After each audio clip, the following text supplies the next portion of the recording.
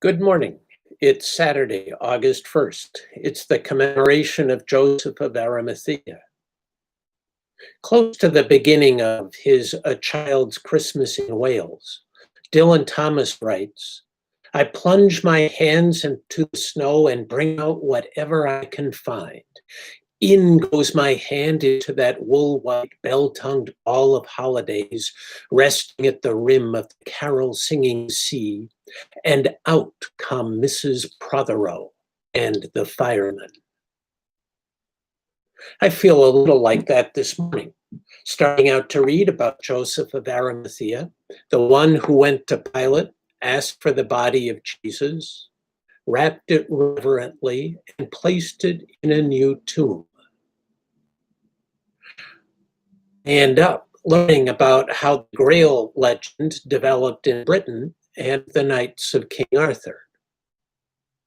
I am indebted to James Kiefer, the author of many of the commentaries provided in the Setauket Lectionary, which is developed and curated by Charles Wohlers, for his commentary on Joseph of Arimathea.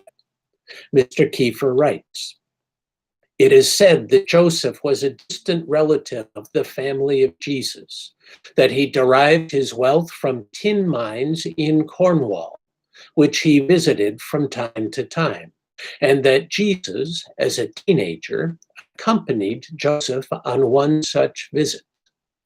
This is the background of the poem Jerusalem by William Blake, which begins, and did those feet in ancient time walk upon England's mountains green, and was the holy Lamb of God on England's pleasant pastures seen.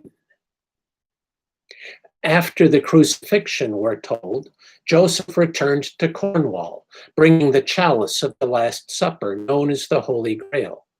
Reaching Glastonbury, he planted his staff, which took root and blossomed into a thorn tree.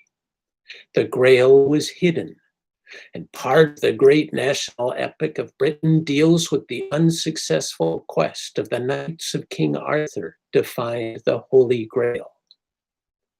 The thorn tree remained at Glastonbury, flowering every year on Christmas Day. It was cut down by one of Cromwell's soldiers on the grounds that it was a relic of superstition, and it is said that as it fell, its thorns blinded the axeman in one eye.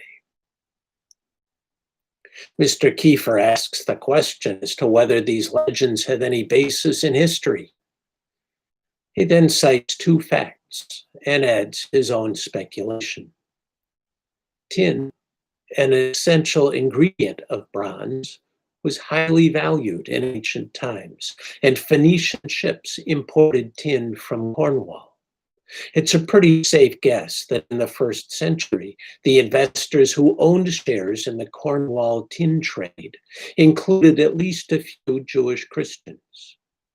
Christianity gained a foothold in Britain very early, probably earlier than in Gaul. It may have been brought there by the traffic of the Cornwall tin trade. If so, then the early British Christians would have had a tradition that they had been evangelized by a wealthy Jewish Christian with a connection to the tin trade, which could have been Joseph of Arimathea. You never know where things will lead you. And wherever they lead you this day, may God be with you, and may God keep you safe.